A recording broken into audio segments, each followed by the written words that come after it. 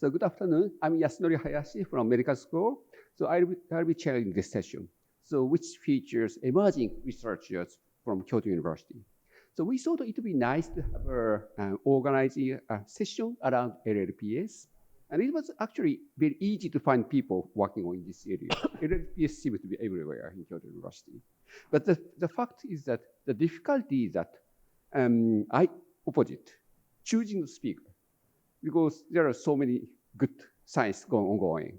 So after quite a bit of hesitation and discussion and some hesitation, we decided to invite the people from different departments of the university. So IPS Center and Medical School and Graduate School of Agriculture and Biostudy. So today's session is a kind of LLPS across Kyoto University. So now, please welcome our first speaker, Dr. Shunsuke Shimobayashi from IPS Research Center. He's actually the postdoc with Cliff Brandwein, and so in that sense, he's uniquely qualified to start off the talk. So please. Yeah, can you hear me? So thank you so much for coming, everyone. And first of all, congratulations, Cliff, for this wonderful honor. It's also a great honor for me to speak today on this special occasions. So today I'd like to share our recent research, and together with how the Cliff's work has influenced me.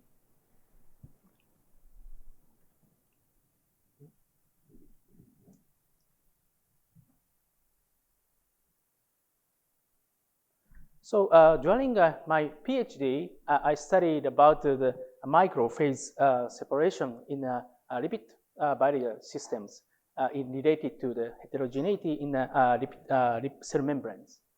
So using reconstitute the lipid barrier vesicle together with numerical simulation, I investigated how the membrane can form the microphases.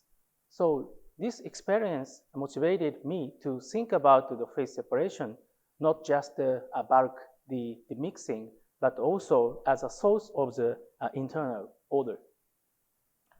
So in 2015, when I was a graduate student and thinking about what direction to take in my future research, I encountered the two of the Cliff's papers. So from the 2009 science papers, I'm very excited that the RNA and the protein can phase separate in the living systems, not just the simplified model systems.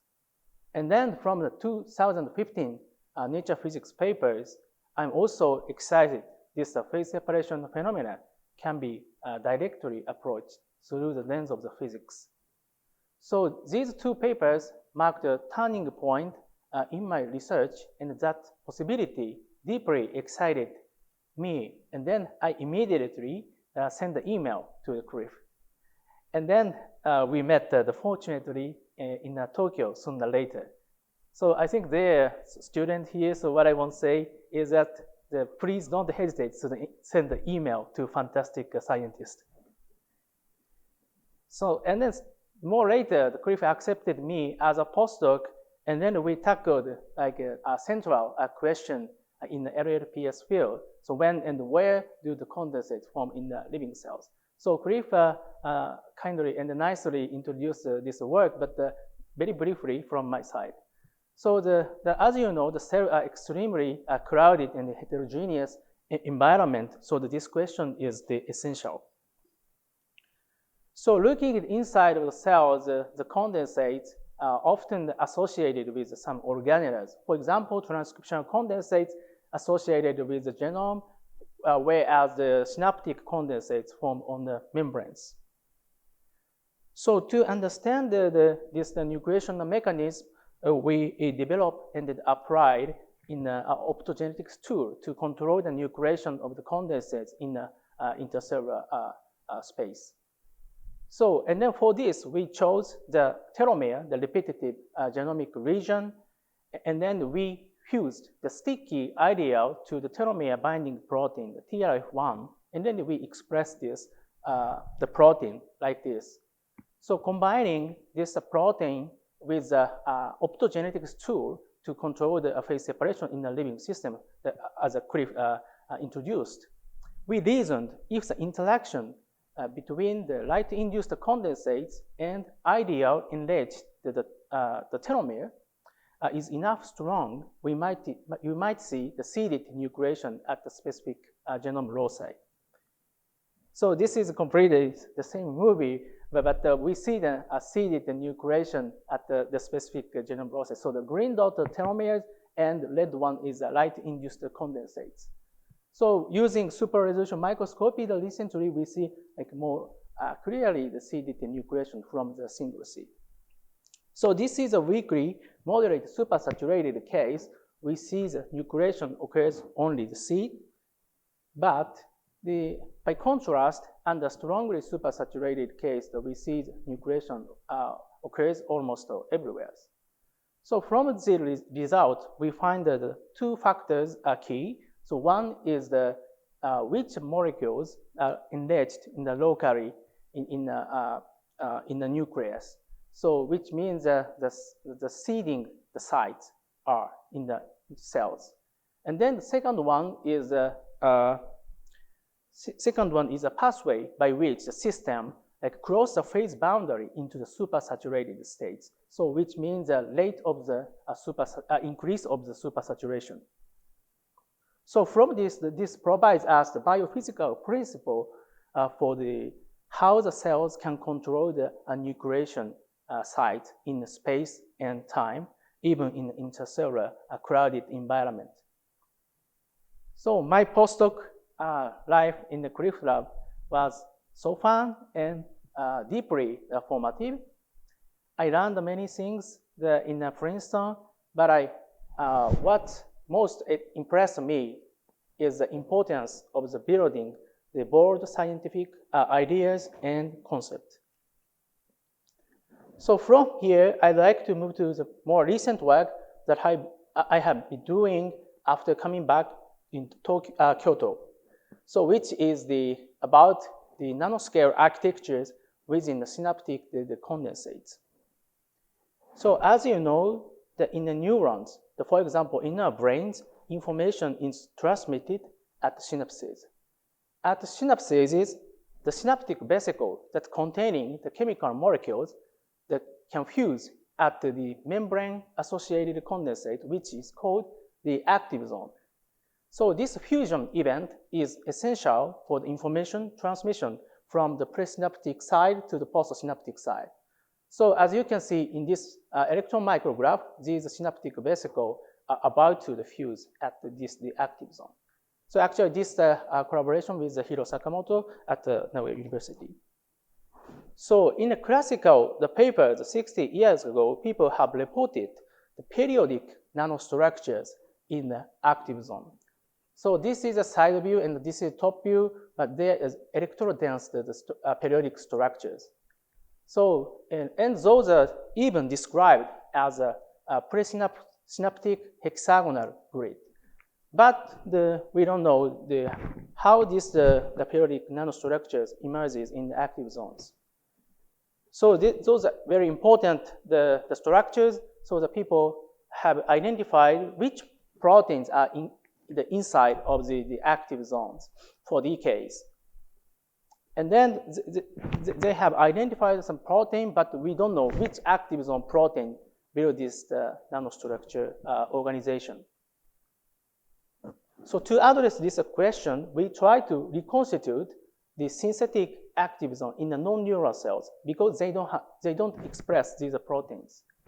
So after testing various combinations of the active zone protein, we found that helix and the limb can form the co-condensates on the membranes. Under confocal microscopy, the condensate appears rather smooth, whereas using super resolution state microscopy, the periodic nanostructures that emerges. So it is strikingly reminiscent of the organization seen by the electron micrographs decades ago.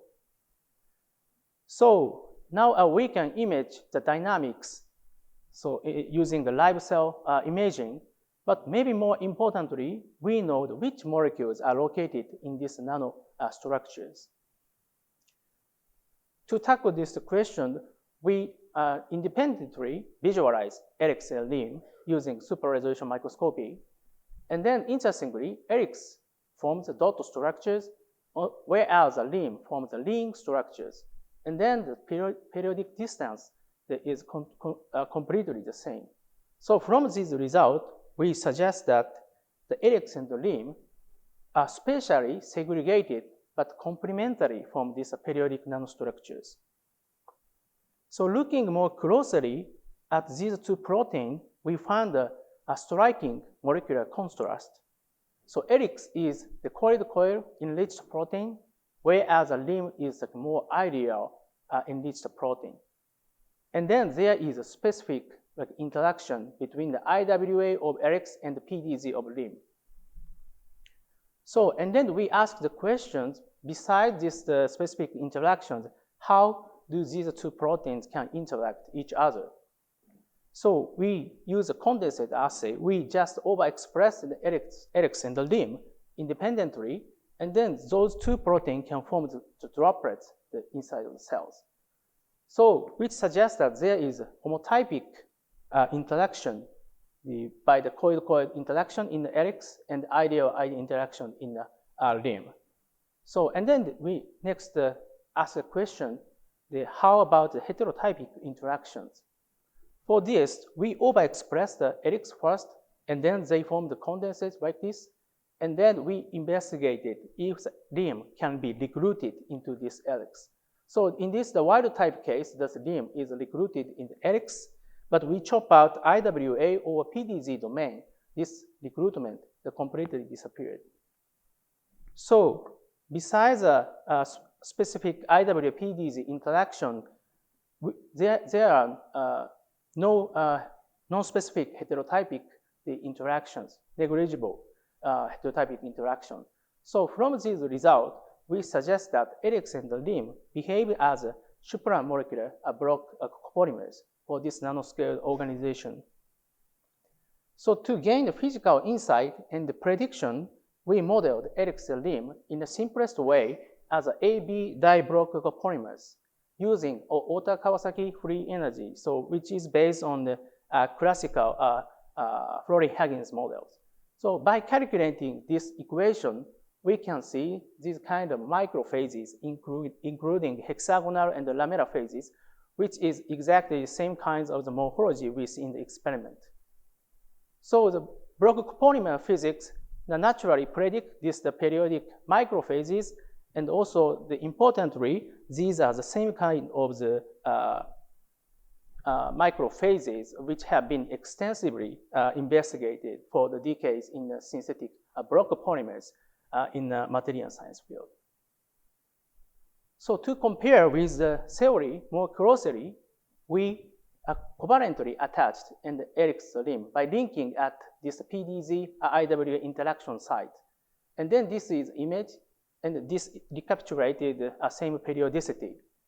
So this is also the phase diagram calculated by the theory. So looking at this image, this system is located in this here in the phase diagram. So the theory predict increasing helix fraction may drive a hexagonal to lamellar transition because here is a lamellar phases. So, and then we increased the coil-coil domain in a tandem way, and then interestingly, we find the transition from the hexagonal right to the lamellar-like phases. So in an alternative way, deleting the ideal correspond to take the same path in the phase diagram. So we experimentally deleted ideal step by step, and then again we observe the same transition in the experiments. So altogether, block polymer physics governs the nanostructure organization of these synaptic the condensates. And then very interestingly, so that these microphases and the transition have been extensively observed in the material science field, but we see it's also can be realized in the biological context. So once coarse-grained biophysical framework was in the place, the next question was the molecular anatomy of ordered nanostructures. So to address this, we examined we look at more closely the helix scaffold. So this is AlphaFold prediction, and this is a Mark-coil prediction. And then we see that helix is organized into 3 coil-coil modules, CC1, 2, 3. And then this motivated us to test whether the individual module can how to contribute to the nanoscale organization. So, and very interestingly, if we chop out this CC1 domain, this nanostructure completely disappears. So CC1 is required for nanostructure formation. And the CC3 plays a different role. CC2 controls the nanocluster spacing. So if we shorten or increase this CC2 domain, this pair distance correspondingly changes. So CC3 also plays a different role. If we chop out the CC3, the pair distance apparently is not different, but the dynamics is different, as you can see in this movie. So, and then we measure the mean square displacement as a function of time, as a function of lag time. So in the wild type case, we see a more subdiffusion. But in the delta CC3 case, the diffusion shift more toward the normal diffusion. So in summary, there are distinct roles of the CC domains for nanostructure formation and dynamics. So the CC1 is for nanostructure nucleation, and the CC2 is spacing control, and the CC3 is the dynamic stability. So finally, the active zone contain not only helix and limb, but also additional protein. And then we asked, how do the client active zone protein tune nanostructure formation? So interestingly, limb BP, one client, the shortened interdot spacing. So limb BP expressed, this limb BP is recruited this helix limb patch, and then it shortened the interdot spacing at maximum 30 nanometers. And then we next ask this compaction matters functionally. So we use hippocampal neuron cultures, and here is limb BP positive active zone and negative active zone. And then we compared the glutamate release under electrical stimuli. And then we found that the limb BP positive active zone shows stronger glutamate release, so which suggests that the tighter compaction may activate the neural activities. So rippling alpha is a second client, and which is important during the development of the active zone. And then the rippling alpha, interestingly, the kind of disrupt the disordered nanostructures. So to summarize, helix and limb establish the hexagonal baseline architecture in the active zone, and then increasing helix transits to the lamellar states, and then limb BP compact this dot spacing, and then rippling alpha can disrupt the orders. So together, these results begin to reveal the molecular nanoscale principle for these active zone organizations. So finally, we propose a kind of new model for the active zone organization. So looking at the proteomics of the synaptic vesicle surface, some protein preferentially bind to the limb, so which is the link side of the nanoscale organization. And also the limb can recruit the calcium ion channels. So we propose this a supramolecular network can regulate the structural and the functional plasticity at the nanoscale. So my scientific path began with microphase separation in the lipid membrane during my PhD at Kyoto University. And then in the CRIF lab, I learned how to think about the biomolecular condensates, and then I learned bioengineering tool, for example, the optogenetics tools. So my current research naturally grows out of the two experiences. So in that sense, the CRIF's work has shaped the way I think about my current research. So thank you so much. So, and then today we highlight the importance of the supramolecular block polymer in the building nanostructure condensates. And then we hope that this idea can extend more beyond the active zone and point to a more general design principle in the biological nanostructures. So finally, I'd like to express my sincere gratitude once again to CRIF and Brandwein lab members, And I'm also grateful to my colleagues at the CIDA and to all members of our lab for their kind support and then contribution. So thank you so much for your attention, and I'm very happy to take any question.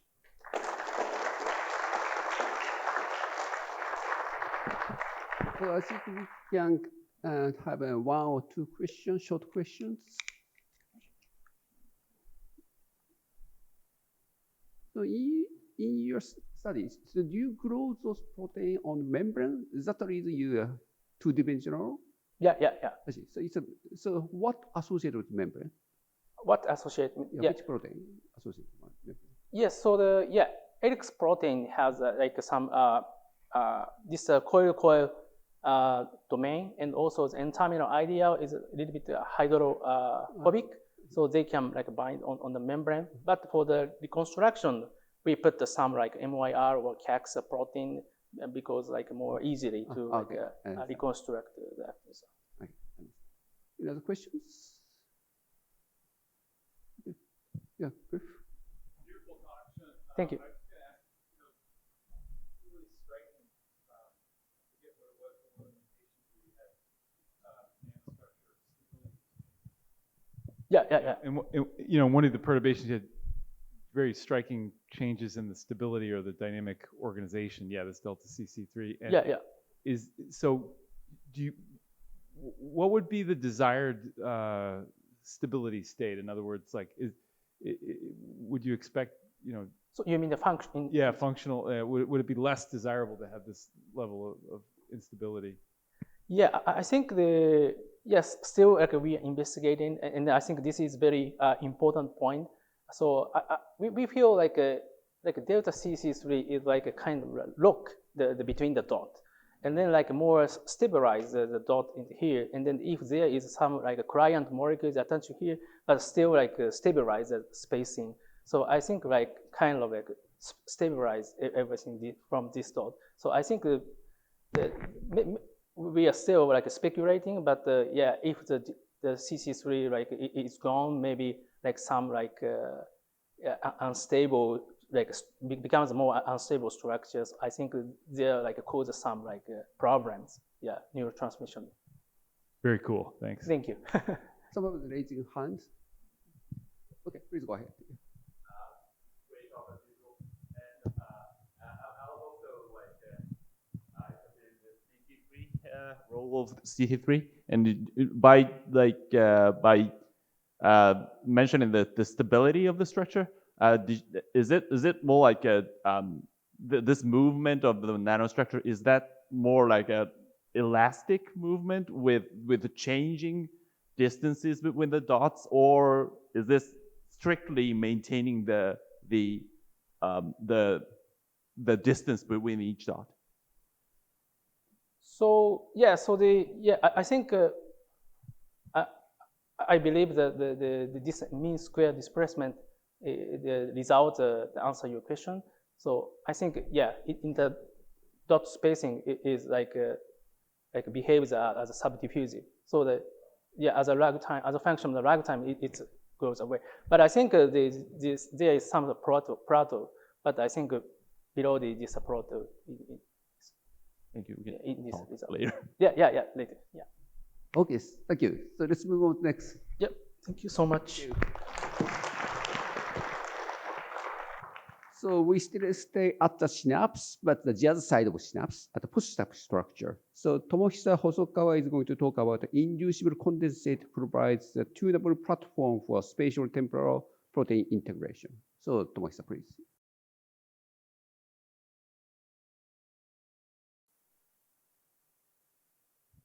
Thank you for introduction. So Yasunori said, today my talk, this title is very general, but actually my talk is regarding the synapse. But Shimobayashi sensei told about the presynaptic side, but I will talk about the postsynaptic side. So at first, this project is mainly performed in Kyoto University Hayashi lab, but with many collaboration with many universities, including the Dr. Minchie Chan. He is a very famous person for the LLPS in the synaptic proteins.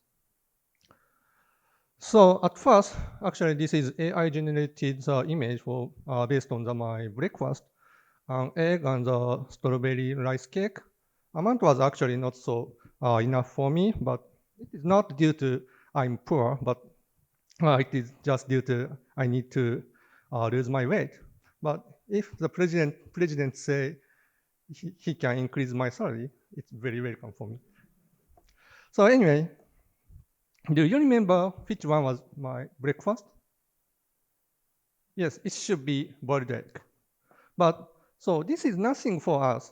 We can easily remember this, but actually this is very amazing phenomenon. We still don't know how it happens. So my focus is how is this possible?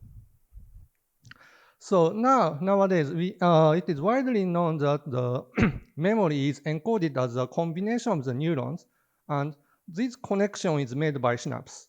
And especially, learning induces the synaptic plasticity, which can enhance the synaptic transmission to make a new engram via reconstructing postsynaptic density.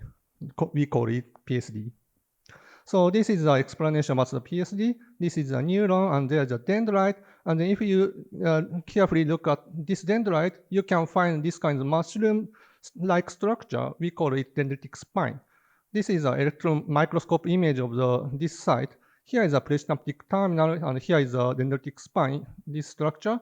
And you can find the very dense area in the contact side of the presynaptic terminal.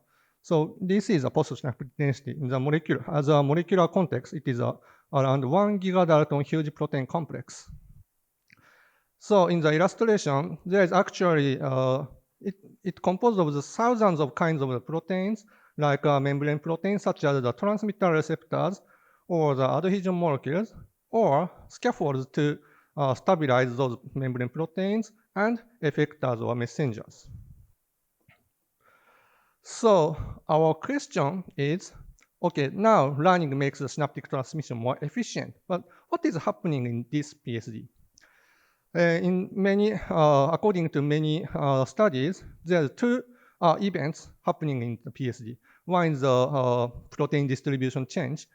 So super resolution imaging reveals that actually in the PSD, there is some specific region is kind of concentrated for the receptors, so that these synapses can easily, more efficiently make the synaptic transmission.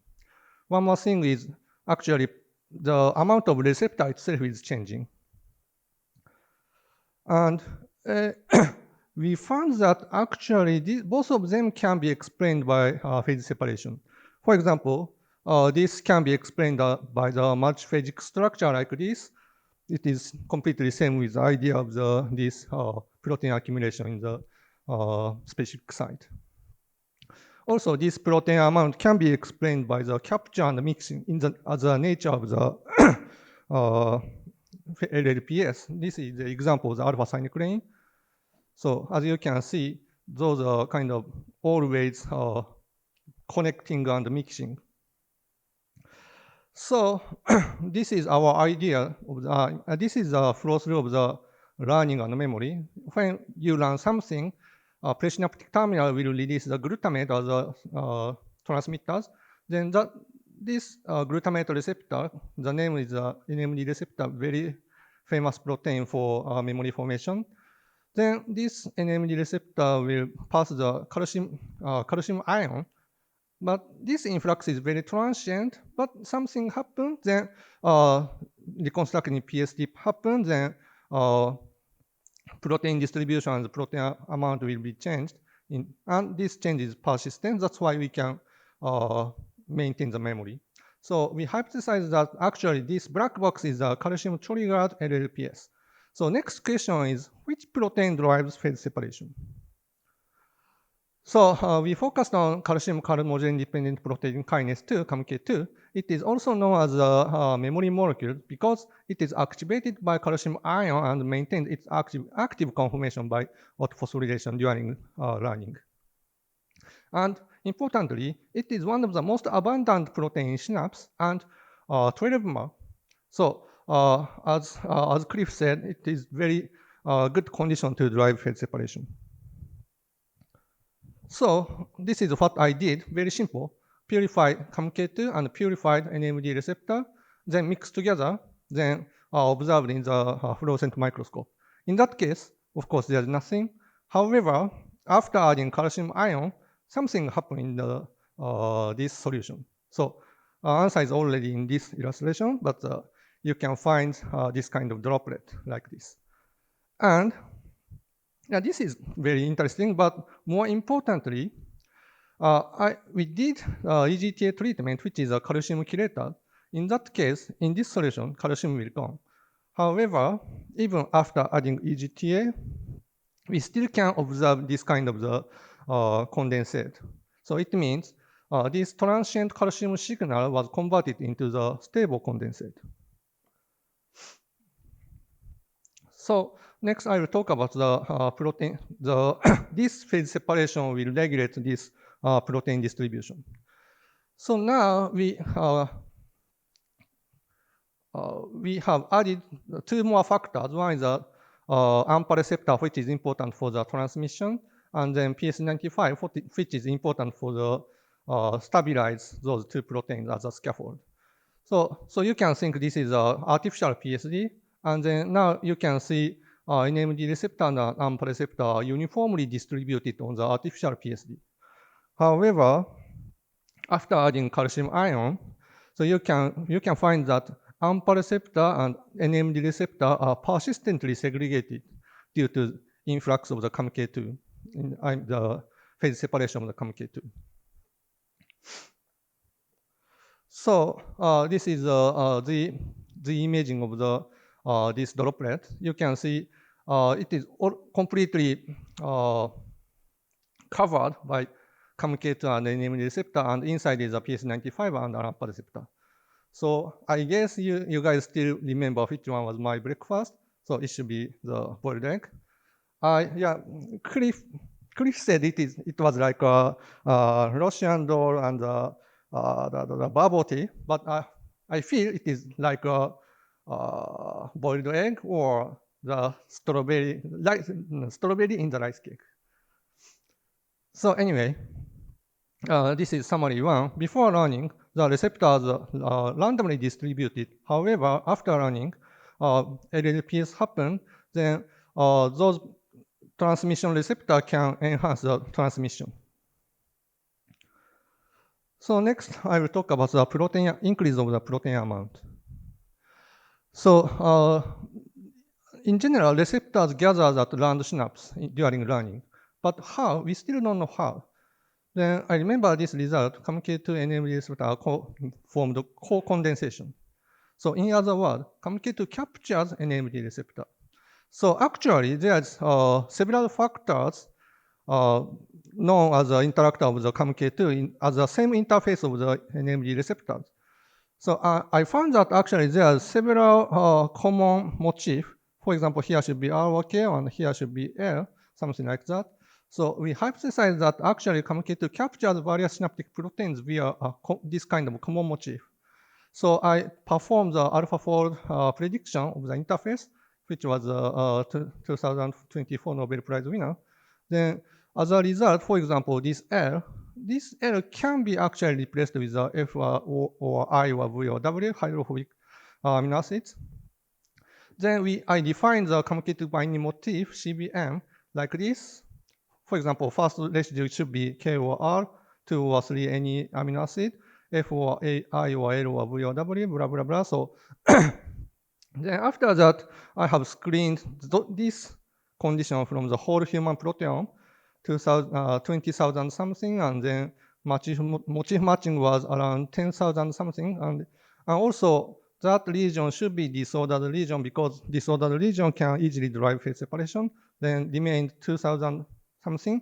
Then after that, synaptic protein was around 350. So I have analyzed those 350 proteins. Then what I did is, at first prepare the COMK2 grain condensate like this. Then next, I purified DS-led tagged COMK2 binding motif, which is usually around 22 amino acid. Then if it is exclusive, just staying outside. However, if it is captured, it becomes the Japan flag. So this is negative control. This is a condensate of the communicate to NMDAR, and then drop the DS. This is just a negative control, so just a DS red. They completely stay outside and excluded from the condensate. However, if DS red is conjugated with the CBM derived from the various synaptic proteins, the result becomes something like this. So for example, this one, it is very strongly incorporated, but for example, this one is not so much, and this one is just better than the negative control. So there is a gradation of the incorporation. So then I quantify this incorporation by ratio inside of the outside of the intensity. If the intensity is, the ratio is more than 1, it means very captured. If it is less than 1, it is very excluded. Now then this y-axis is interaction. Then lower is a strong interaction and upper is weak interaction. And the x-axis is the incorporation score. Now you can see the negative correlation like this. Then finally, I tried it in the neuron. So I focused on the hippocampus where memory begins here. Then especially, then I prepared the slice like this. Especially we focused on the CA1 neurons, the memory architect. Then in CA1, there is this kind of neurons, and then dendrite, and then we stimulate single synapse like this. Then this is expressing the green fluorescent protein conjugated CBM derived from SISA7 protein. Then after single synapse stimulation, it becomes something like this. You can observe the very enrichment of this CBM protein after synaptic stimulation. So this is the summary 2. At first, COMK2 is inactive and diffusing everywhere. However, after transient input, COMK2 make a stable condensate with NMD receptors by LLPS. Then after that, many proteins will find this LLPS and then mix together by co-condensation as a stable complex. Then after that, it becomes stable and it becomes memory. So this is a conclusion. The COMK2 forms a stable condensate during transient input, and COMK2 condensate alters receptor distribution on PSD, and COMK2 condensate captures and accumulates various synaptic proteins into the stimulated synapses via CBM. And take-home message for the neuroscience, COMK2 condensate acts as a bioelement of the memory via persistently reconstructing PSD. And for the general, this is the title. Inducible condensates provide a tunable platform for the spatiotemporal protein integration. And so let's condensate our LLP's research potential. Okay. Thank you for your attention. Great, thank you. Any questions?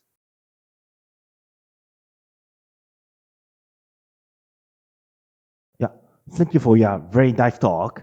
I got very impressed by the model based on memory based on LLPF, especially you are showing the summary too.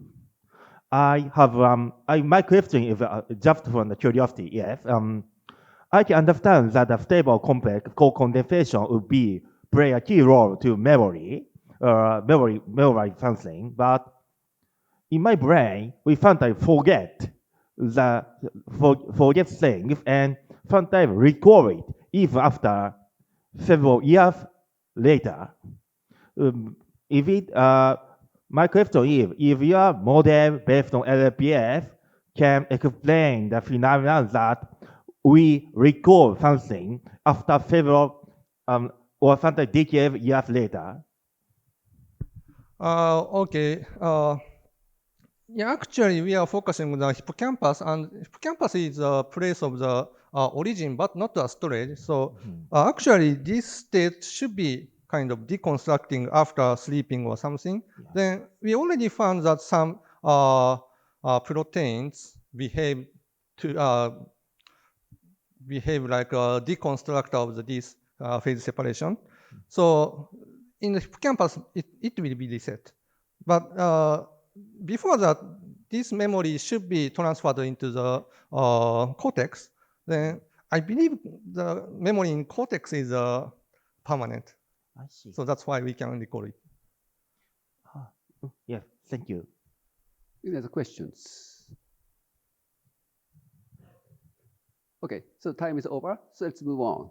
So thank you very much. So next speaker is Dr. Ayako Furukawa and she's going to talk about understanding the dynamic structure unit of heterochromatin protein 1 alpha in phase separation. So she will go into the nucleus from now. Thank you very much for giving me the opportunity to present today. In this talk, I will this title. Especially, I will discuss how phosphorylation alters intra and intermolecular interactions of HP1 alpha and how these changes contribute to the formation of LLPS. In this slide, I would like to briefly explain how chromosome structure gene expression. Euchromatin represents an open and accessible chromatin state, where transcription tends to be active. In contrast, heterochromatin is more compact and associated with transcriptional repression. Recent studies have also reported that local molecular condensates found in both heterochromatin and transcriptional condensates can exhibit LLPS-like properties. This slide summarizes the key molecule factors regulating chromatin LLPS. These include RNA, linker histone H1, methyl binding protein HP1, and chromatin-associated protein. Histone acetylation counteracts LLPS by neutralizing positive charges and weakening electrostatic interactions. Here, I focused on HP1 mediated LLPS before moving on to HP1 alpha in detail. HP1 alpha consists of four regions: the N-tail chromodomain, hinge region, and chromoshadow domain. The N-tail contains the phosphorylation site by CK2, chromodomain bind H3K9 trimethyl nucleosome binding, and chromoshadow domain mediate dimerization.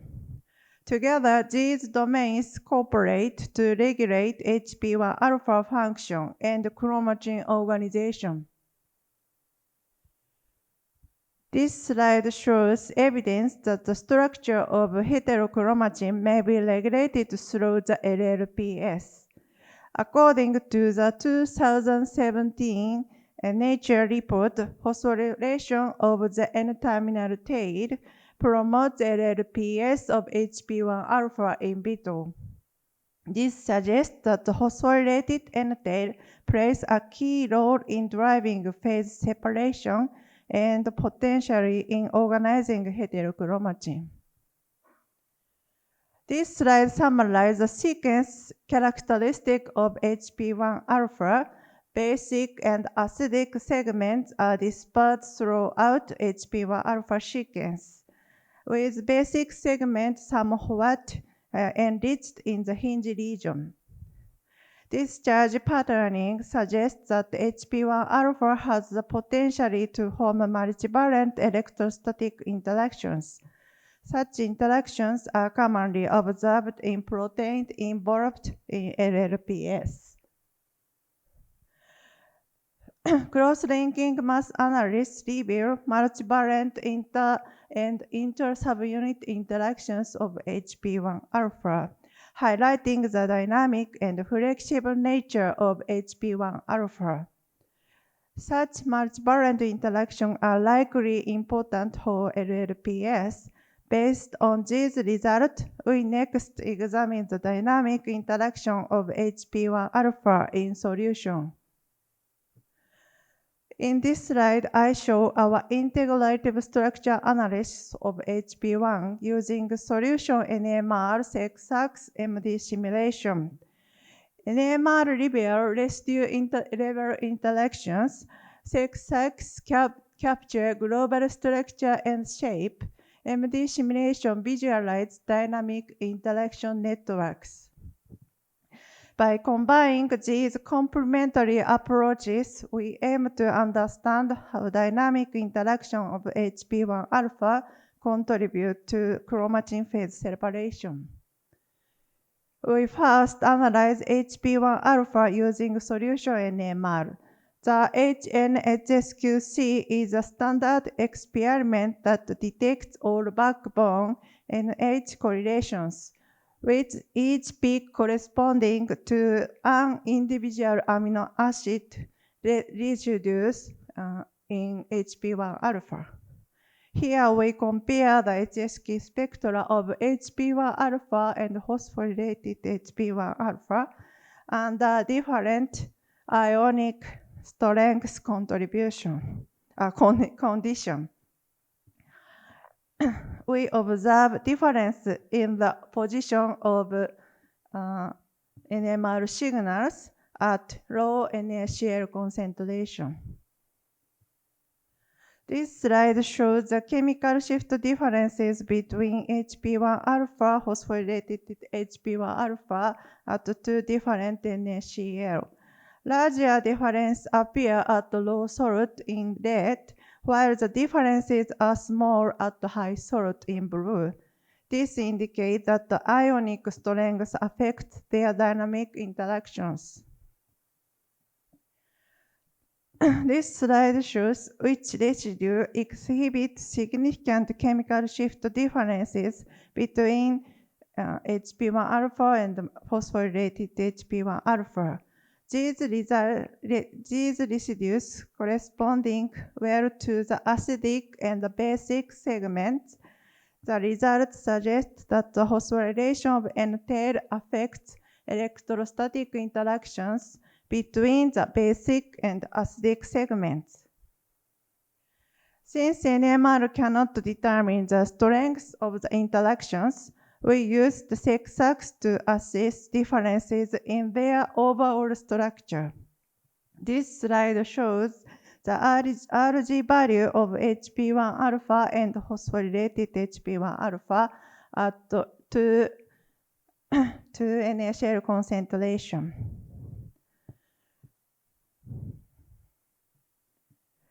The RG represents how extent or compact the overall structure of the protein is. Larger RG indicate a more extent conformation, while a smaller RG reflects a more compact structure. At low salt, the two forms show different RG value, but at high salt, their RG value become similar. This means that both proteins adapt similarly expanded conformations under high ionic strengths. What we can say here is the high salt weakens intramolecular electrostatic interactions and simply expand HP1 alpha, similarly expand the HP1 alpha and phosphorylated HP1 alpha. To clarify the difference that appears specifically at low NaCl, we generated conformational ensemble by MD simulations using the experimental SAX profile. The structural ensemble generated by CGMD was clustered, and the three most populated clusters are shown as represent structure. HP1 sample more extent conformation, while the phosphorylated form adapt more compact form. To understand why their conformational ensemble differ at low salt, we next analyze the residue interaction patterns. This slide shows the heat maps of residue interaction probability in the ensemble structures.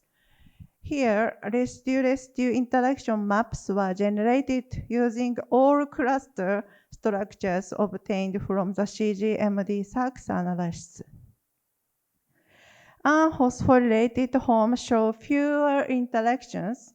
In contrast, the phosphorylated home shows stronger inter-subunit interactions between phosphorylated N-tail and basic segment, especially B4, B6, and B7.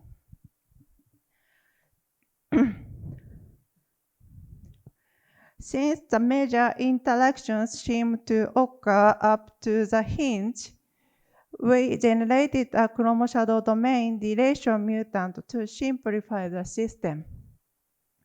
Despite this simplification, the host-related delta CSD mutant still undergoes LLPS and undergoes LLPS in a concentration-dependent manner.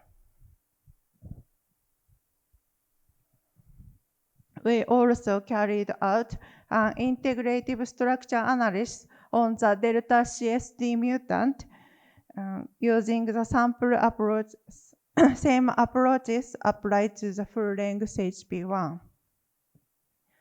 Here we perform the same NMR analysis on the delta CSD mutant. This experiment examines the effect of ionic strength on the chemical shift of each proteins. It shows the same salt-dependent pattern chemical shift changes as the full-length protein, indicating the key electrostatic interactions remain in N-tail chromodomain and the hinge regions. As well as full length, we also analyze overall structure difference in delta CSD and phosphorylated delta CSD by sex axis. This slide shows the C-alpha distance analysis of the mutant at low NaCl concentration. Phosphorylation makes the delta CSD mutant more compact. This compaction is consistent with what we observed in the full-length protein, indicating the phosphorylation-driven electrostatic interaction remain functional even without the delta CSD. Since phosphorylation makes the delta CSD mutant more compact, we next examined whether it also forms higher order assemblies using SAX profile. The SAX profile calculated from the dimer model fits the experimental data better than the monomer model. This suggests that the host-related HP1 alpha delta CSD form a dynamic dimer in solution. To clarify which regions mediate this dynamic dimer formation, we analyze the intermolecular residue interaction pattern. We observe frequent intramolecular interactions between the host-related N-tail and some basic segment, especially B4, B6, and B7. These interactions explain the dynamic dimer formation observed in the SAX analysis and indicated that the electrostatic interaction-driven dimerization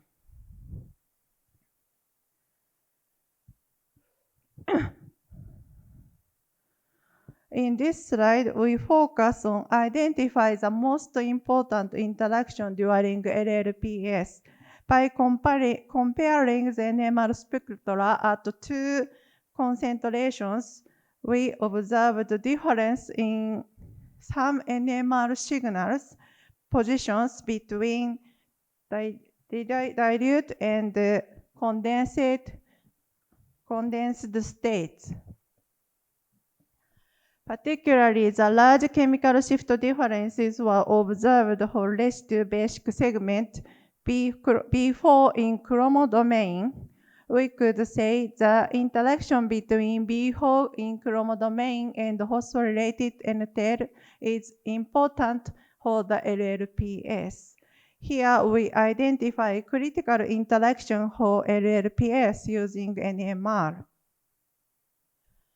Here we focused on the basic segment B4 as a candidate for the key interaction site.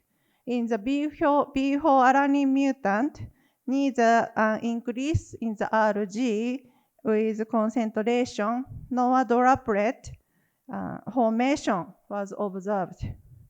This suggests that the B4 segment is a critical, may play a key role in LLPS. Here we analyze the effect of the B4 mutation on HP1 alpha localization in cells. The B4 mutant shows impaired HPI foci fusion, indicating that B4 segment is involved in the regulation of proper heterochromatin organization in vivo. We combine the result of NMR SEC-SAX and the CGMD SAX analysis to construct the following model of LLPS. At low concentration, interaction between the phosphorylated N-tail and the basic segments are mainly intramolecular, resulting in compact conformation. As the concentration increases, these interactions gradually shift to intermolecular interactions, leading to dynamic dimer formation through the B4 segment of chromodomain. These dynamic dimers act as a core structural unit and multivalent electrostatic interactions among the N-tail and the other basic regions collectively drive LLPS. This model explains how phosphorylation regulates HP1 alpha dynamic and heterochromatin organization through phase separation. Overall, we believe this study provides a new insight into LLPS. LLPS is helically organized, driven by specific key interactions. This work was supported by these collaborators. I would like to thank two collaborators. Thank you very much for your kind attention.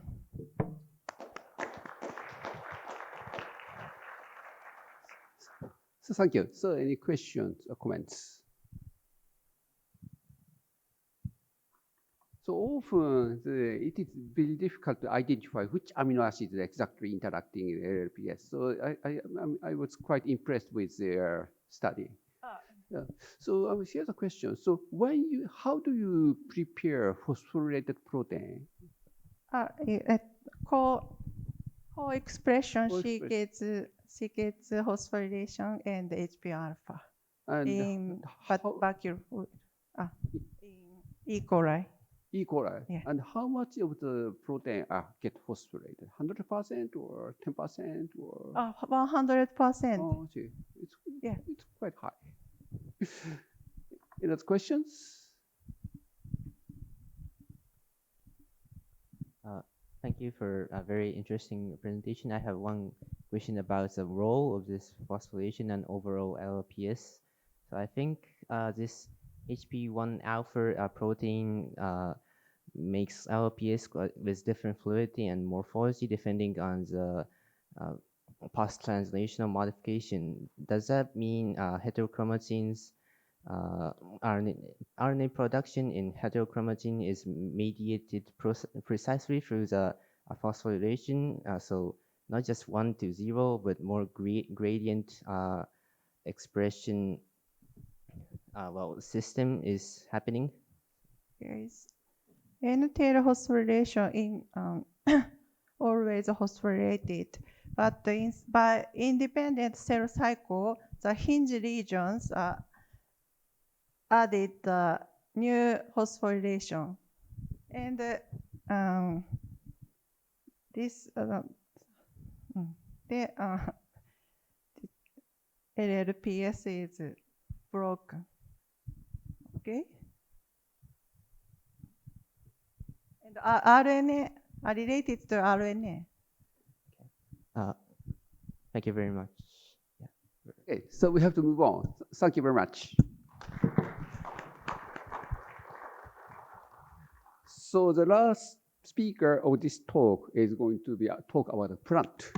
So Dr. Takashi Yamano is from BioStudy is going to talk about the talk on the title, The Pyrenoid, a phase-separated CO2 concentrating organelle and the regulatory hub.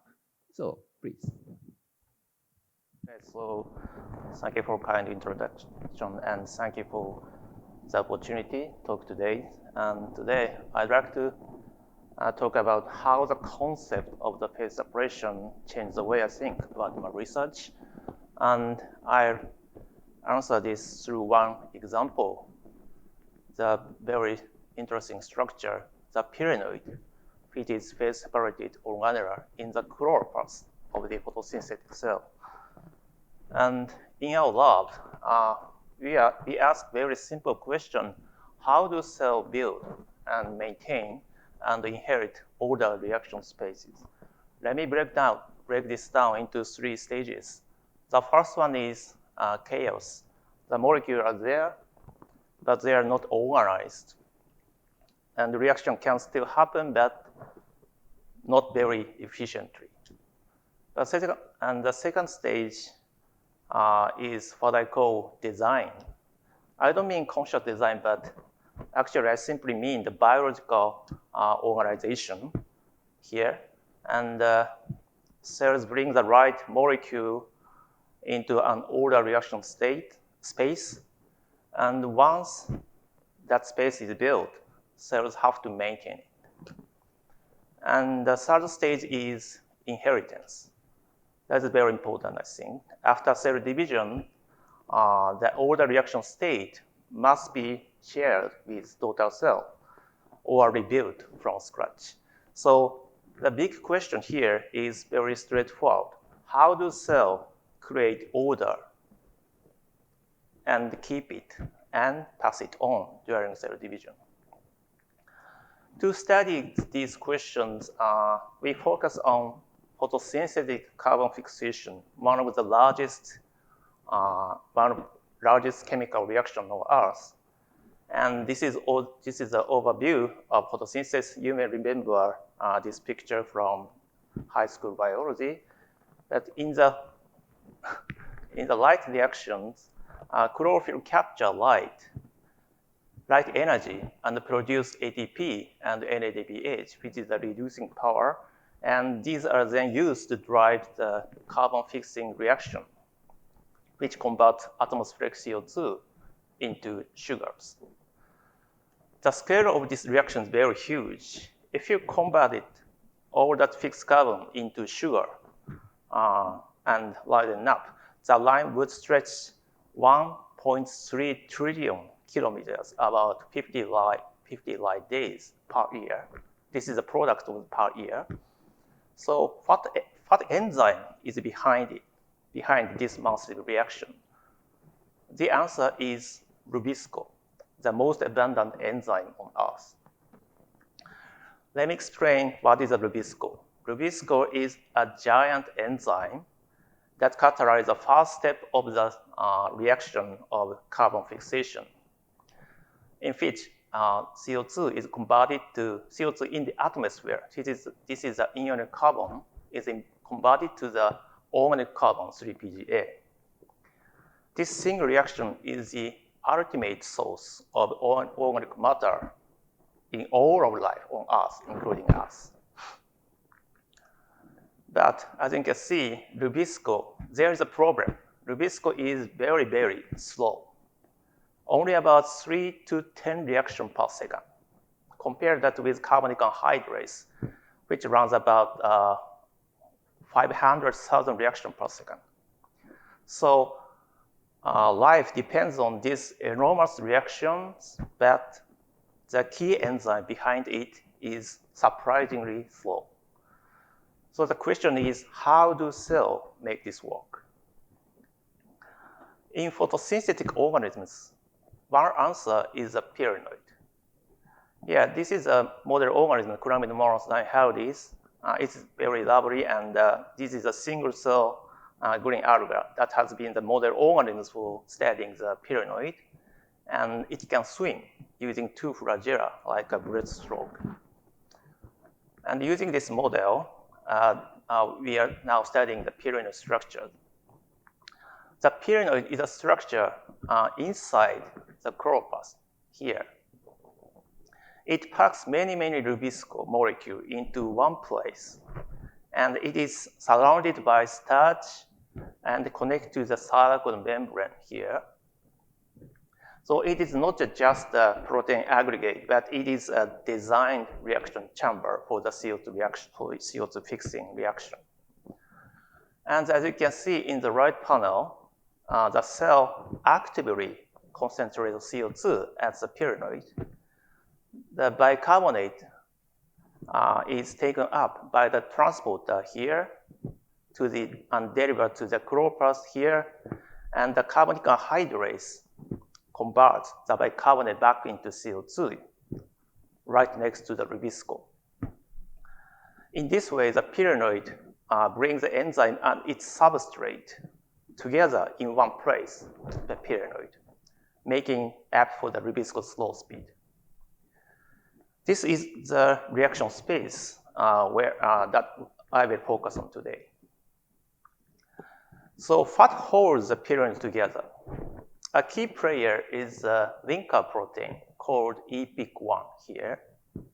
EPIC1 binds to multiple Rubisco molecules and connects them like a bridge, like this. So Rubisco is not just packed into one place by chance, but it is linked into an organized structure.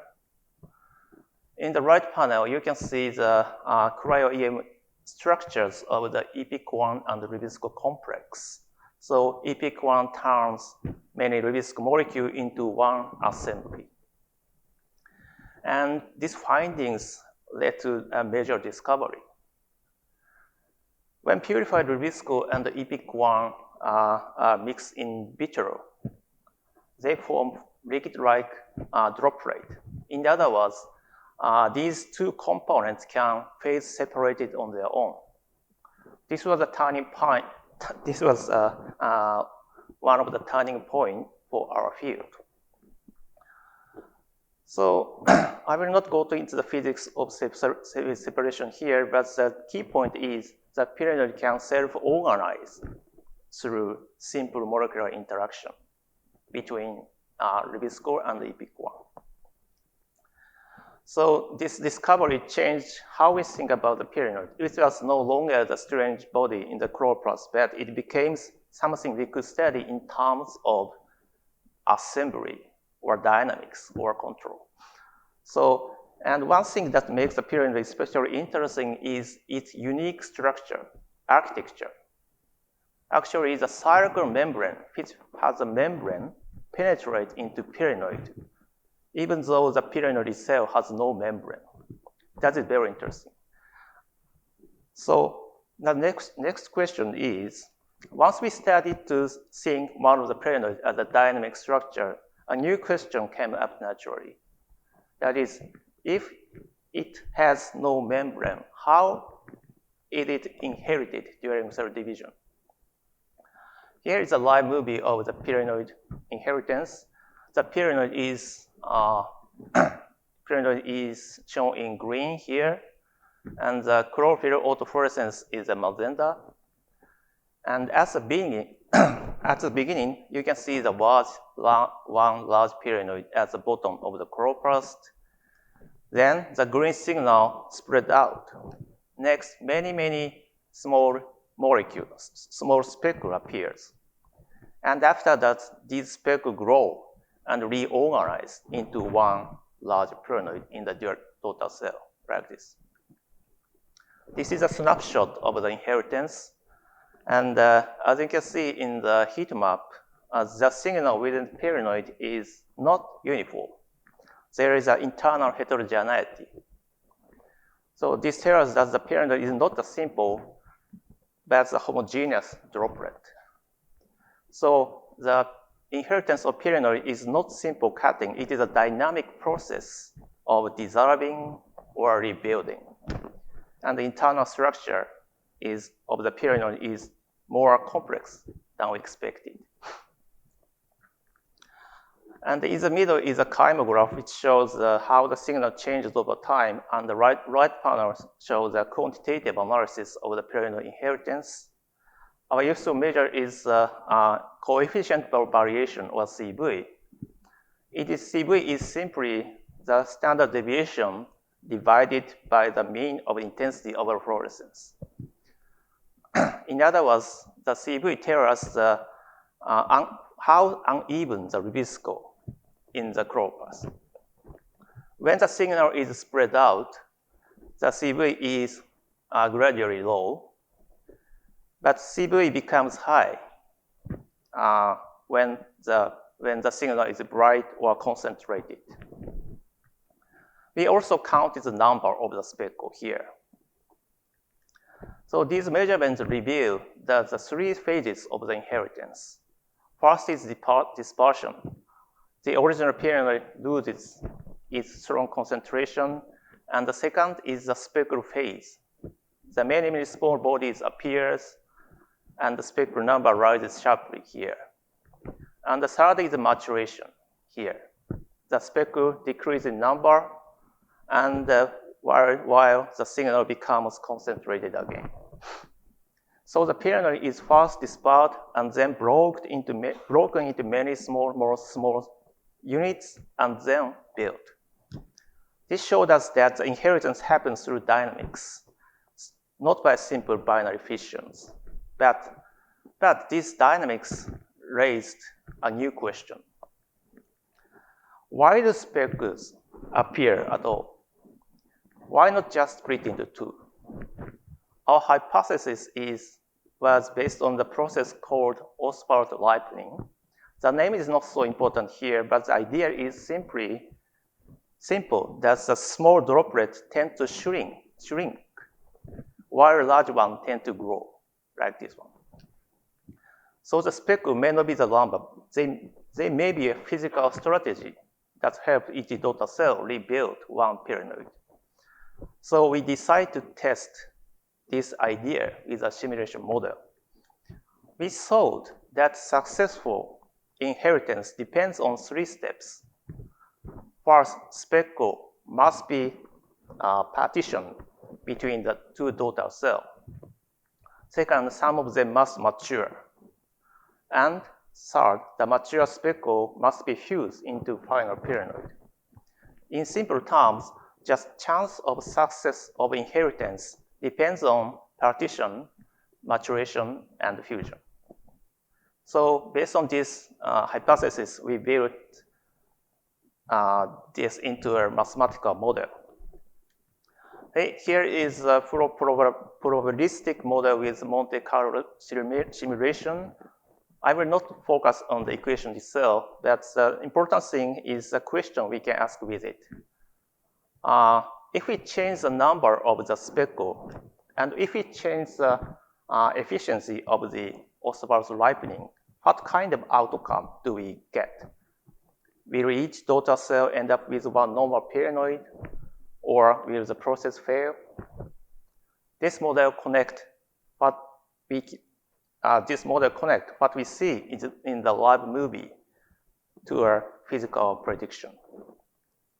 The model answer is very clear. Inheritance accuracy strongly depends on two factors. One is speckle number, and the other is ripening efficiency here. On the heat map, yellow means high probability, and purple means low probability. And if there are too few speckles, inheritance probability becomes unreliable. Also, if ripening is weak, the probability also unreliable. So successful inheritance requires a balance between the spectral number and the ripening efficiency. And it also predicts a failure mode of the inheritance. There seems to be an optimal range of the speckle, around 20 to 40 speckle. So the best strategy is the right number of the speckle here. But if that balance breaks down, the system does not converge to the one pyrenoid, but instead, multiple pyrenoid remains. So this was very exciting because it gave us a very concrete prediction. If the model is right, we should be able to isolate mutants with too many pyrenoid. So we then tested the prediction genetically. We screened for mutants with abnormal number of the pyrenoid. This is a wild type 1 pyrenoid. And we can isolate the many mutants with number of the aberrant number of the pyrenoid.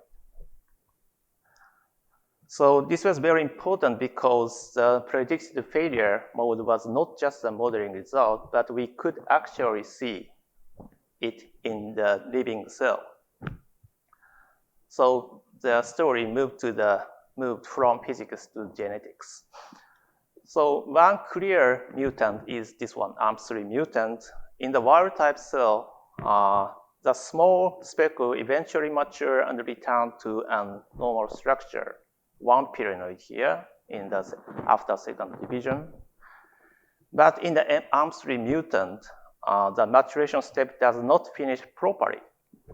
So many small pyrenoid-like structures remain, and so the real cell looks like very much like the failure mode predicted by the simulation model. So there are many pyrenoid remains here. This told us that pyrenoid inheritance is not only a physics process, but it is also genetically controlled. Okay, so through our work using these pyrenoid defected mutants, recently we noticed something unexpected. In these mutants, many genes are strongly downregulated in the mutant compared to the wild type. And interestingly, most of these genes are associated with concentrating CO2 into the pyrenoid, including bicarbonate transporter or carbonic anhydrases. As a result, pyrenoid mutants grow much more slowly compared to the wild type in the spot test assay. So this led us to a new idea. In cell biology, we know that the nucleus sends the signal to the membrane-bound organelle like a mitochondria or chloroplast to regulate the gene expression in the membrane-bound organelle. This is called the anterogrowth signal. And the reverse also happens. Mitochondria and the chloroplast send the signal back to the nucleus. This is called the retrograde signal. Based on a pyrenoid analysis, I believe that a similar signal can also send from non-membrane organelle to the nucleus. I call this condensate-based retrograde signal. And recently, I identified the key protein involved in this process, calcium sensing receptor, Cas. Interestingly, Cas is localized inside of the nucleus along with the cytokine membrane like this one. And as you can see, the calcium concentration is locally elevated inside of the pyrenoid. So calcium-mediated signaling process is very important in this new type of the retrograde signal. How exactly this signal reaches the nucleus is an exciting question that it remains for the future research. Okay, so let me finish with two messages. One, the phase separation helps build and inherits the pyramid, and the pyramid connects CO2 fixation to gene regulation in the nucleus. For me, this is the real impact of the phase separation concept, and this makes the pyramid as a useful model for dynamic non-membrane organella.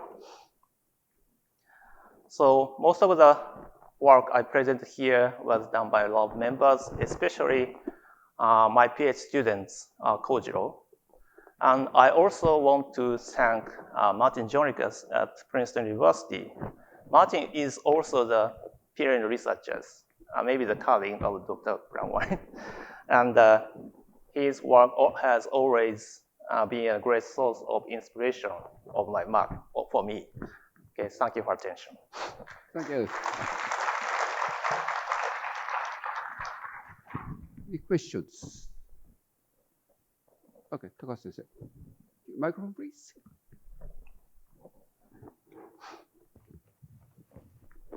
Thank you very much for your exciting talk, Ryosuke Takahashi. Let me ask you a very naive question. You said I'd like to ask about the physiological significance of pyramid formation. So you said that the enzyme is very slow. So if you get together all many enzymes into one place, does it make the activity of enzyme more efficient than isolated conditions? And activity and affinity of the Rubisco is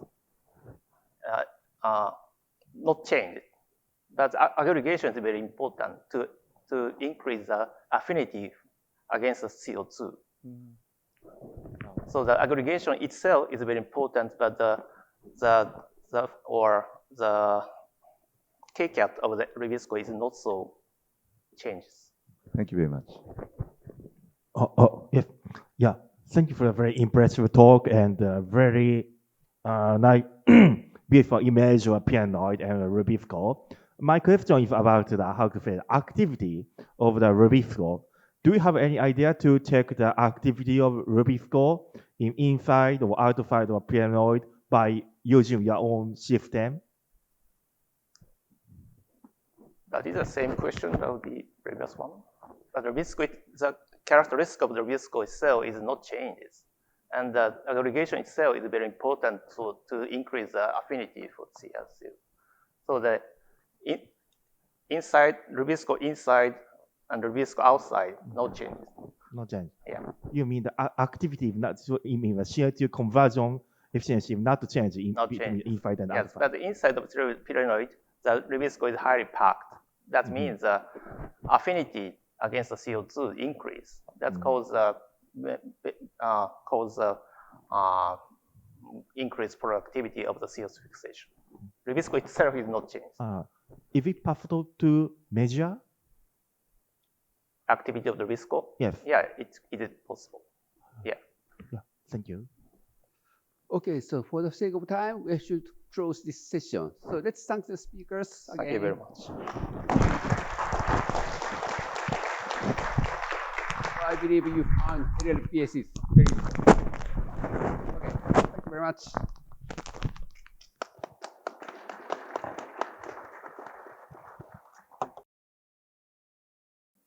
Sincere thanks to Professor Hayashi too for this and for researchers. And it has been a privilege to see the future of not only LSSP, but our university in your work. Okay, now to conclude the inaugural Kyoto University Lectureship Award ceremony, I invite Dr. Tetsuo Sawaragi, Executive Vice President for International Affairs, Kyoto University, to the stage for the closing remarks.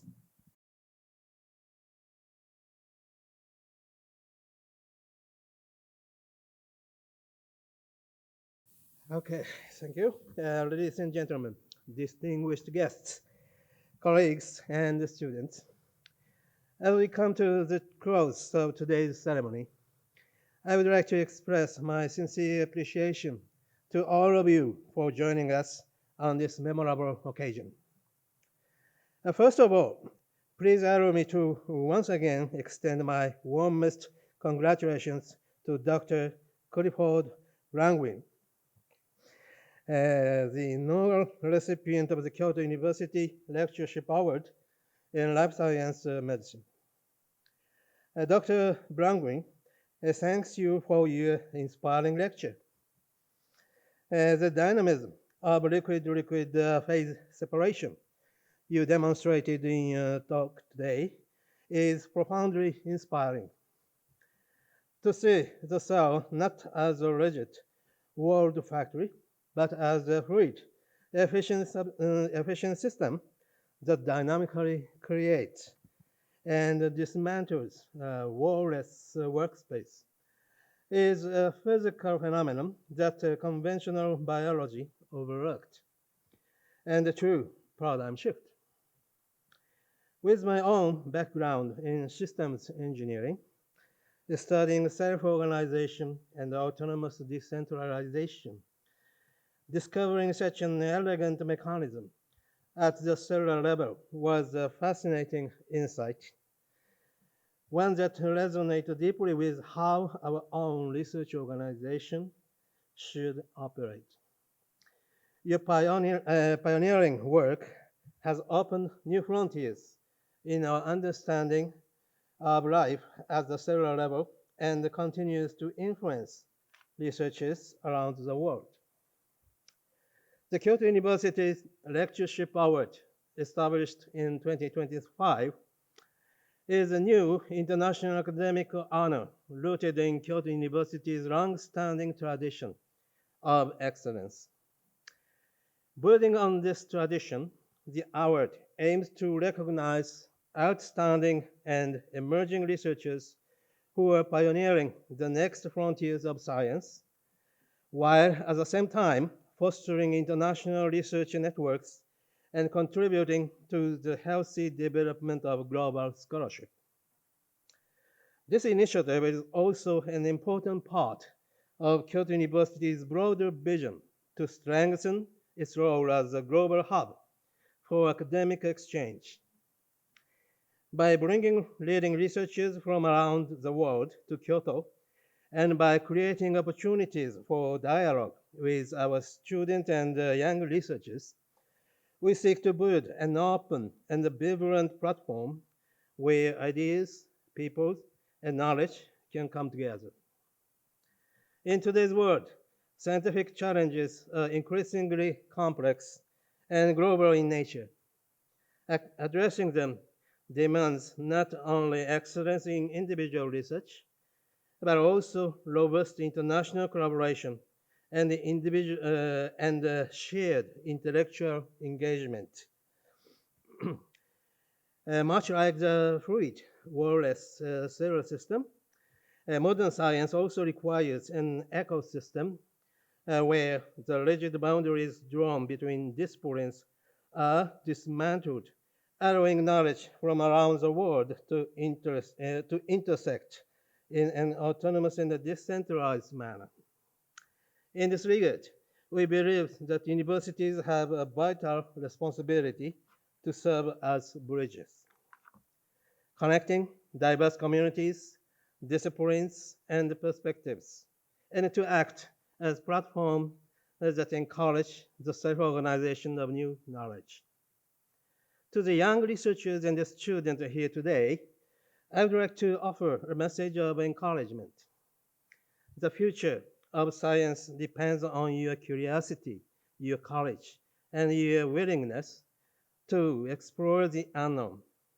I hope that today's lecture and this award will inspire you to engage with the global research community and to pursue your own pioneering path. Finally, I would like to express my sincere gratitude to all those who have made this event possible, including our partners, sponsors, and colleagues. The Kyoto University Lectureship Award has taken its first step today. We are committed to further developing this initiative as a platform that connects the world's leading researchers and nurtures the next generation of scientific leaders. Once again, please join me in congratulating Dr. Brangwyn. Thank you. Thank you very much.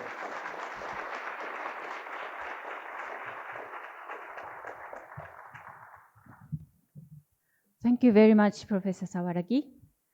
It has been a truly inspiring afternoon, which was filled with so many curiosity-driven research inquiries. Thank you all for your time and for sharing this historic moment with us until the very end. We hope to carry forward the dialogue we witnessed today, fostering a lasting engagement. This concludes the Kyoto University Lectureship Award ceremony and commemorative lecture. We hope you take this inspiration home with you, and thank you, and have a wonderful evening. Thank you very much.